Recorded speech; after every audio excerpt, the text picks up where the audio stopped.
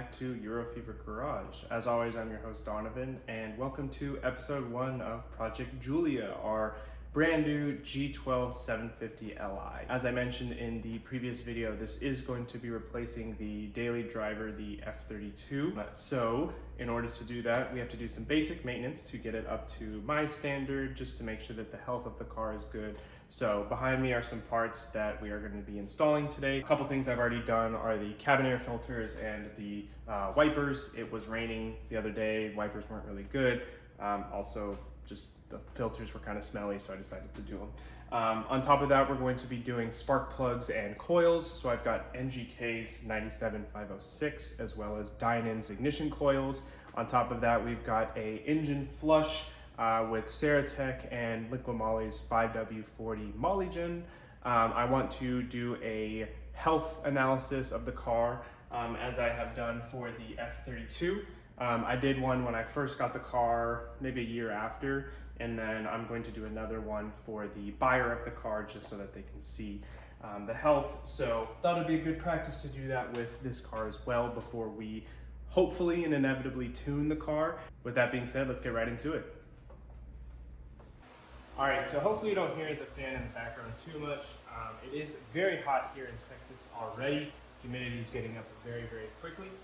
I will try to do my best to just point out the steps needed here, but basically in order to get to the spark plugs, we're going to take off this cover, take off the cowling for the air filter housing, and then right underneath, right here I can see where the first coil pack is. Obviously it's the same on both sides, so we need to get this off, move the O2 sensor wiring, and then we'll be able to get to the coil packs.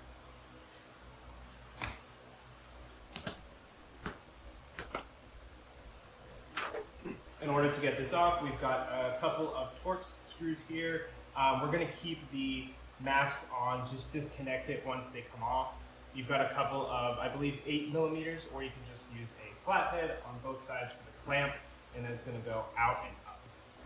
On top of that, we have to move the O2 sensor wiring once these come off. As you can see, it's one big piece. So basically, it's going to be laid flat here with the wires just kind of looped through, if that makes sense.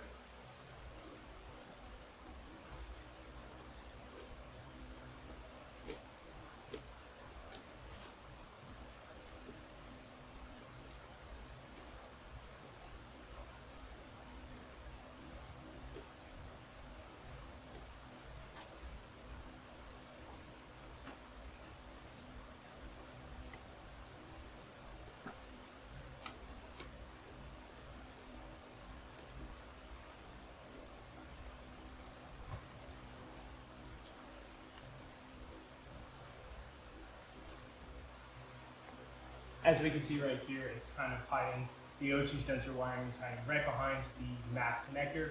So once we lift it up, I'll be able to actually pull this wire back a little bit. But as you can see, basically what I was doing, squeezing the air intake into the filter. There's these little clips that go onto this little rubber piece here that goes in the bottom before it goes into the air filter.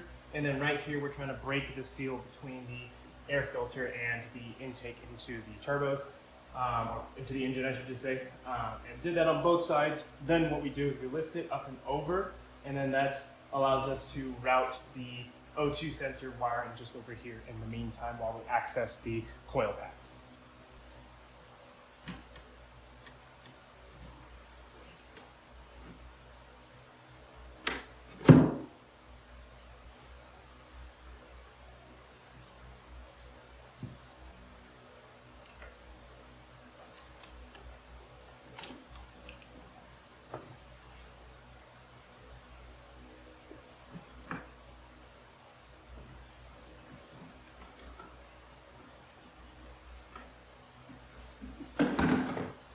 Now, just to be safe, I am going to take off this little rubber bit here. I don't want to lose the clamps, nor do I want it to go anywhere. A safe measure as well would always be to just put a towel inside the housing. Again, don't forget that it's there, but just in case I don't want anything to go in, I am going to put a shop towel, and I'm going to keep this attached here for my remembrance.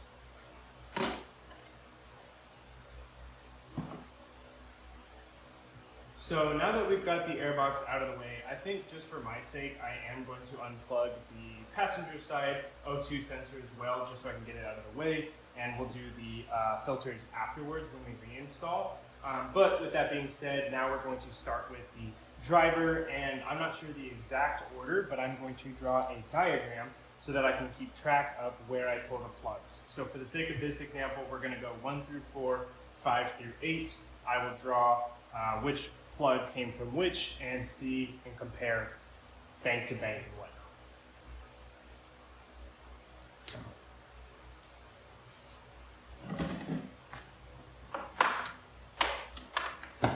Just like that. Always better to have more than not. We're going to move this little piece of sound insulation, and here is number 1 for our sake. So we're just going to pull up on that connector. Very, very brittle just due to the heat, so be careful. When you pull it all the way up, the connector will come out, or the plug will come out of the connector. Again, we're going to do number 2. Very, very carefully. Comes out. And number 4. So we'll go back to plug number 1, and we're going to use a screwdriver for this to equalize as much force as possible. We're going to pull up very, very slowly.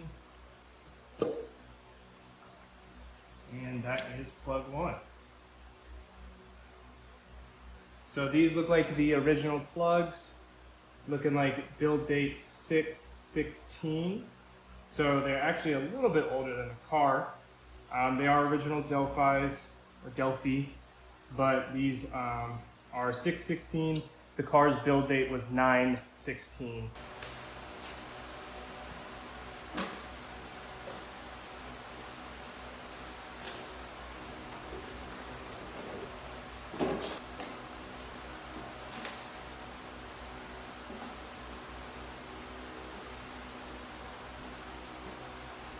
All right, so taking a look at each different coil pack, nothing super stands out outside of maybe a couple near the end. These were 8 and 7, so these are the front of the passenger side, basically. Tiny bit of rust. I'm not super sure what would necessarily cause that, but the other ones, nothing crazy. This one has a touch on it, but all of them have the same date, so these are definitely the originals. We're definitely needing to be done. Now it's just time for the spark plugs, and we're going to see what we can find there. All right, so I just blew out all of the cylinders, paused, and took some pictures with my whatever it's called, stethoscope. The thing that looks like a snake and goes into the tubes. So I'll post the pictures right here of each cylinder, but nothing crazy. Again, 7 and 8 did have a little bit of like what I can only assume is a little bit of rust. So I tried going in with a microfiber and just kind of rub it in there a little bit, but nothing really came out. So we're just going to keep moving forward. Up next is removing out the spark plugs. So now we're going to grab a deep 14 millimeter 12-point socket. And we're going to get up in there and remove these. Now, keep in mind, these were the original coil packs, which means these are probably the original spark plugs. Now, N63s tend to go through spark plugs like crazy already. On the N20s and N26s, it's estimated to go around 50,000 miles, and then if you tune it, do around 25,000 miles. On these cars, what I've seen is that 30,000 miles on no tune is good, and then if you are tuning it, maybe do 10 to 15 max. So here's the first one coming out. Honestly, not too bad. I'll have to do a little bit of a look on it to see what it should look like. But original BMW Bosch. I'm not seeing a date on here, but as far as I can tell, this is the original.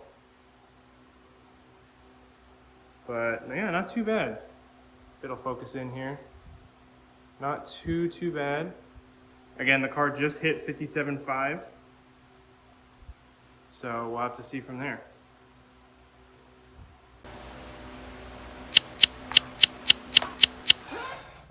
So taking a look at the spark plugs, and what we're trying to look for mainly is deviance between each bank and between each cylinder. So what I want to look for first is both in 7 and 8, where there was the rust on the cylinder, the ignition coils, just trying to see if there's anything crazy on the plug, which I don't really see. Now, if memory serves me correct, which it won't in this case, I believe the whiter color of the spark plug means that it was running slightly leaner. Again, I'm gonna post some pictures here once I have like a chart. But again, looking between cylinders on the same bank, and each of these look pretty close. The only difference is in 7, I see it being a little bit darker, and I don't think the camera will really catch that, but this is 8, this is 7. All this is pretty much white. The one on the left has a little bit darker of a hue. Now going across, looking at both, we'll do 1 and 4. And then just looking very close in color. Trying to look at the tips as well. Very even, I would say. Nothing to indicate that anything's crazy, so I am glad that we are doing it. I am gonna check the gaps just to check, but I know that the stock NGKs, and these have all been gapped already, I kept them at stock gap for now, is 0.030 in inches. I can definitely tell that the old ones have increased in gap a little bit, but nothing crazy. Again, going over to 7. Yeah, I would hazard a guess that this is probably, we'll say 0.38, 0.4 maybe.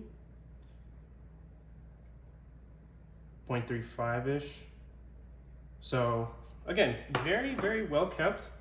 Only 2 owner car. Second owner had it for the longest period from 2019 to 24, just before I picked it up a couple months. So overall, I mean, I would be pretty happy to see these. Again, I wish that they were replaced, and maybe they have, and this is just how quickly they go through plugs. But now we'll be able to keep track, and for now, we'll keep the stock gap at 0.030 inches for the new NGKs, just because, as far as I know, you keep the stock gap on stage 1, and even on stage 2 on the N20, or N26 in my case, we stayed with stock gap. I gapped it down to 0.022, and it was not happy. It was running rough. So I'm gonna keep it at stock for now, and then if we see anything wrong with that in stage 1 inevitably, then we will, if we see anything wrong in stage 1 with the stock gaps, then we will gap them down a little bit. But otherwise, happy health. Going with the Dynon coils, we're gonna put some more dielectric grease in there. Nothing crazy. I know there's a little bit in there, but I always like to add just a touch. And then we're going to reinstall everything. And I forgot to mention earlier, but we are also adding some ARM Motorsport charge pipes. These were sent to me by ARM, not sponsored at all, just got them not too long ago. Got them already torqued down for the methanol injection bung ports, so I got those knocked down. Just got to figure out a way to get off the old charge pipes, and we'll go from there. One more thing I forgot to add before we reinstall the spark plug ignition coils, we are going to check the cylinder walls. I posted the pictures up with the spark plug in just to see where that rust was sort of forming, but now that we have the spark plugs out, we are going to check the cylinder heads to see what we can see from inside.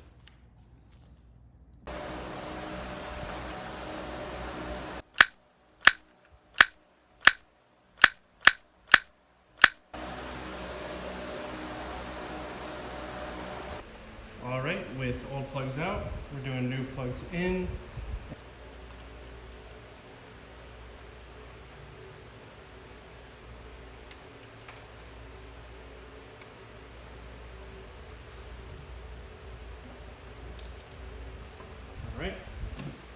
torque it, 23 Newton meters.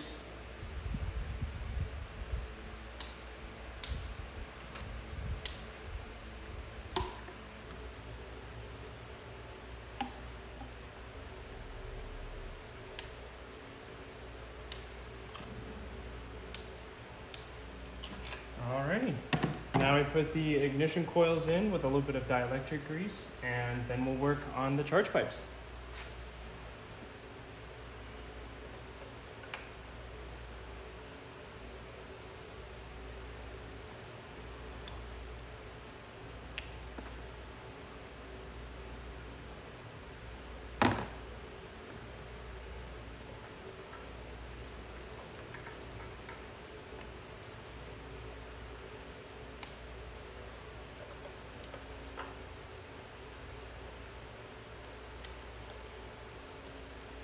All right, not a tough one. So this one goes in opposite with the housing facing the front.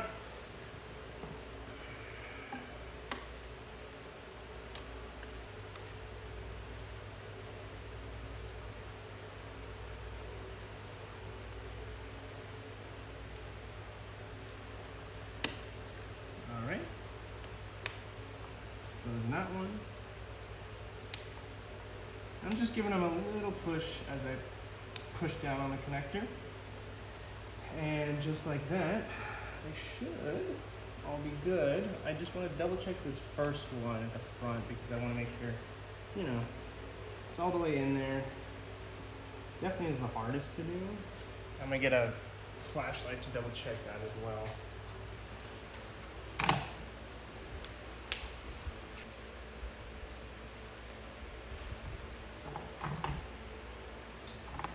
Hard one, number 2. Pause. Am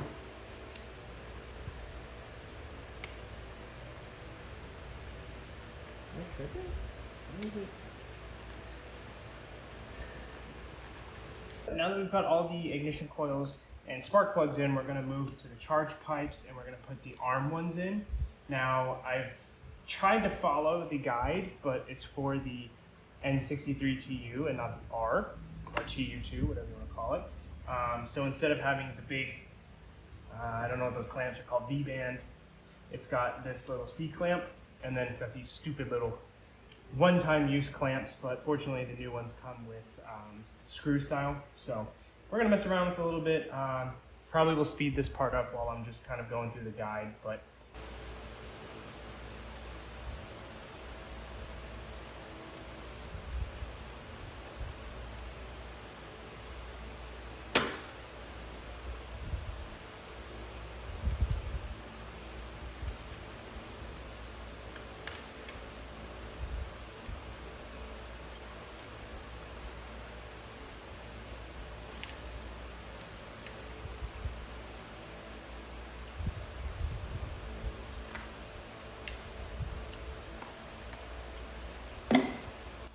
so taking a look on the inside of this one, really not that much blow by, if any.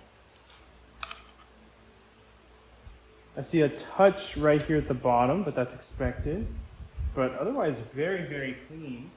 At this point now, what we do is we transfer over this O-ring into the new one, and then we're gonna match the bend of the pipe. So if I recall, the more sharp one is here on the passenger side, and then there's a little bit more of an obtuse on this side. So just for reference, these, I did the power steering hoses on an E82, and I used this clamp, hose clamp tool, and it gives you the directions of which is which, so kind of like that. Basically, what I did was grabbed onto here, and then grabbed onto one of the prongs, and then just pushed it till it released off of here, and then put a flat head and then just tried to release it. And that was actually did not take much trouble. So I'm gonna do that on this other side, see if I can replicate it. So it goes like that. Now it's stuck up. And also keep these, probably should have said that. Gonna do a flat head just to break some of that seal, keep working it through. Just like that. That one's way easier.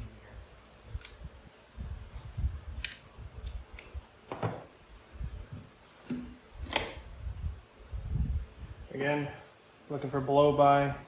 Really not that much. There's a touch more on this side right here, but really dry. O-rings look good. Still look healthy, not perished. Gonna clean it out a little bit in there, but again, really, really clean. Really happy with that.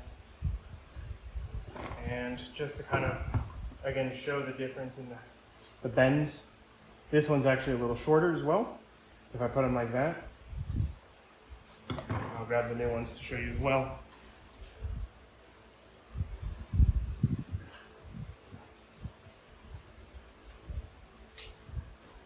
Now, I don't think I have the proper tops yet, but it's about matched here. Something like that. This one's a little bit wider. This is a tighter bend. So I think those are the right sides. And I'm just following the ARM Motorsports guide here. So at this point it tells me the sharper angled hose will install on the driver's side. So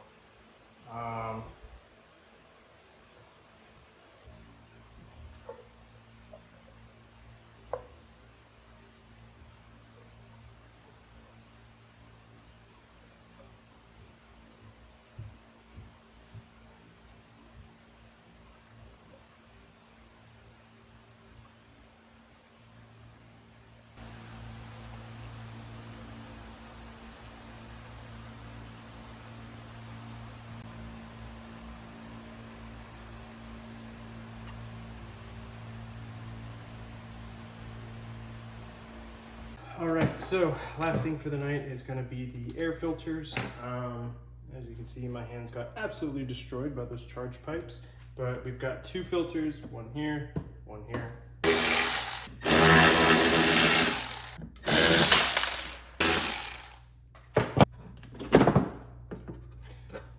Now, when I checked this side, it was the original. I would assume that this one is also just based off of the fact that the rest of everything is pretty much original as well. The fact that this doesn't want to come out is a little scary.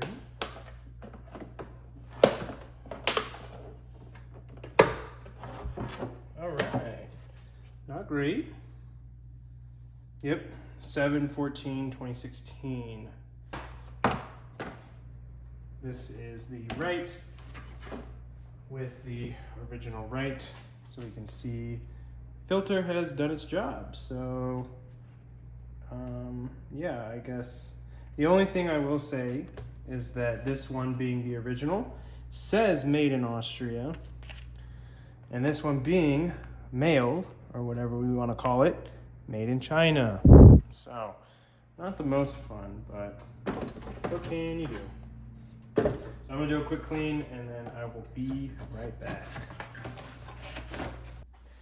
All right, cleaned it up a little bit. So we're gonna put the new filters in.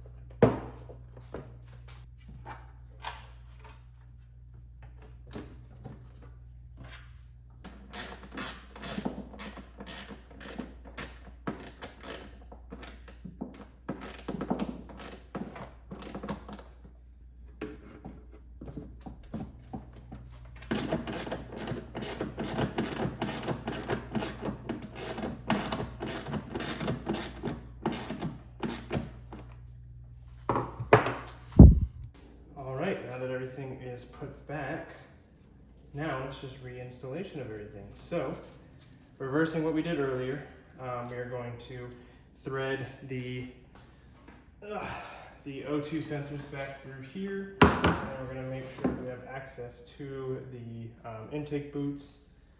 I believe they go this way.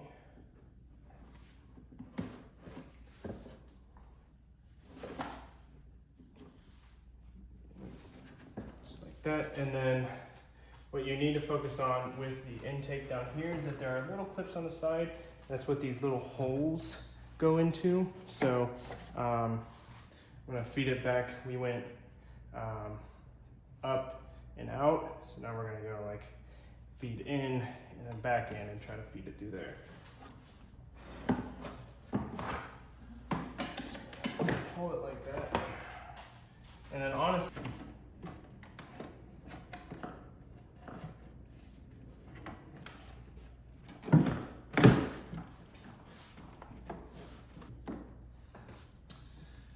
forgot I was gonna plug this guy back in first. Just because of the angle. But since I'm here, I'm gonna put that little white piece back in as well.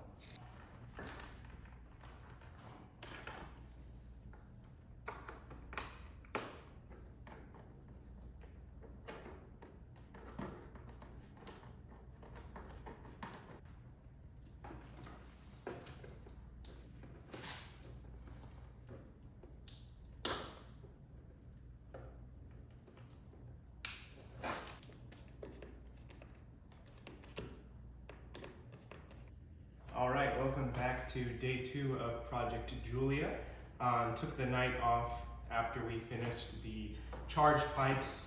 They were very hard to install, but we finally got them in, reinstalled everything, and I just looked over everything just to make sure everything's back in place. So now we're gonna do a startup and see just how everything's doing.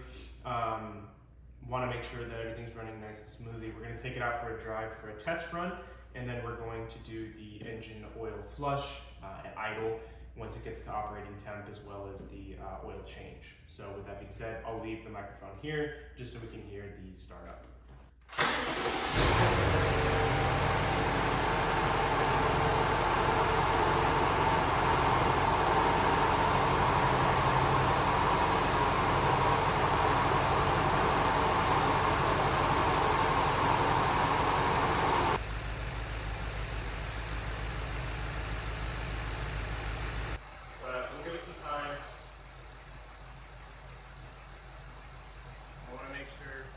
No check engine light came on, but again, I just want to make sure we're all good, ready to go. Other than that, we'll get it on the road and do the shakedown. All right, so first drive with everything in. I have the AC off just for now. Want to hear everything. I've got a quick route that'll let us get us up to temp and then go from there. So far, the first thing I noticed was before just sitting at idle, it was a little bit shaky. Not as smooth as the V12 in the E38, but not as smooth as BMW's 6 cylinders. So that was something that, you know, kind of, I don't want to say off-put me, but just surprised me in a car like this. Again, I know V8s are not the thing that BMW is known for, but at idle it definitely sat a little bit quieter this time. So we've got the engine flush now. The only thing I didn't realize is that this really only treats about half of the engine oil. So unfortunately, I only have one.